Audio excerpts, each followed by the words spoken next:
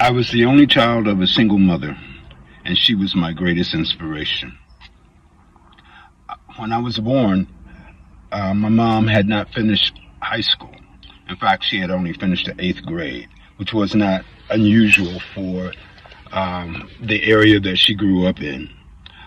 But one of the things that she had always said that she wanted to do was finish high school, and not by taking a GED test, but by actually going to school.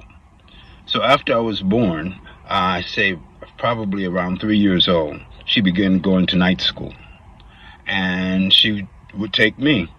So I would be there in class with my coloring crayons and notebook or coloring book. And while she was in school, it was no more than about an hour, probably once, maybe twice a week. But she took me with her. It was boring for me, but what did I know? After I started school, she stopped going to night school for about 3 years until she thought I was responsible enough to stay at home by myself. And then she would go like once a week, and she would get back around 9 o'clock. And since I was the perfect child, I didn't get into any trouble or anything else like that. I did as my mom asked. And as I said, this was only like once a week.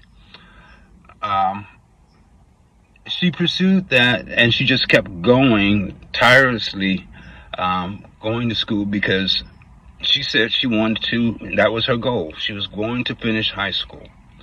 By the time I graduated from junior high school, my mom had achieved her goal. She had finished high school. By the time I finished high school, she had finished college. Looking back at it, it was kind of a great, but not. My graduating from junior high school and winning the Outstanding Student Award that year really overshadowed her graduating from high school. So she really never got to celebrate because of me. And again, in college, her graduating from college, I was graduating from high school. So that kind of superseded, the celebration of her graduating. But I was just so thrilled and proud of her because she said that was what she was going to do, and that was what she accomplished.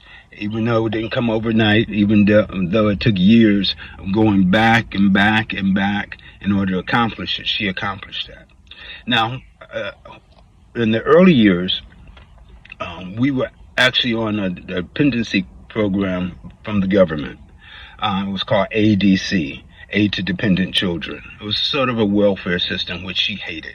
She hated being on that and couldn't wait to get off of it. And she did everything that she could to get off.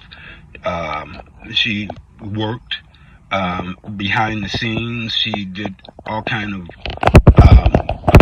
extra work, what they call day work, which consisted of cleaning other people's houses and the suburbs, for which she made about $8 a day. But she was determined, and she saved.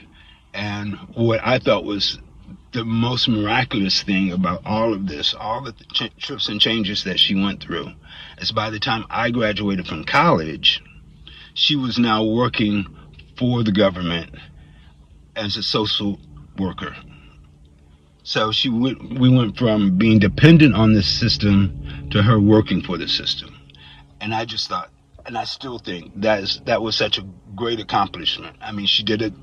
She made it into a 360. She turned things around.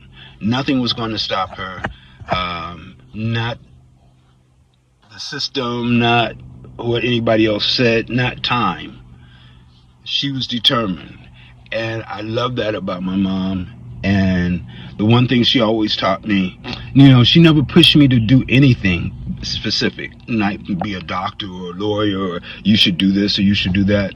The only thing she would tell me was that whatever you decide to do, just be the best. If you want to be a garbage man, be the best garbage man.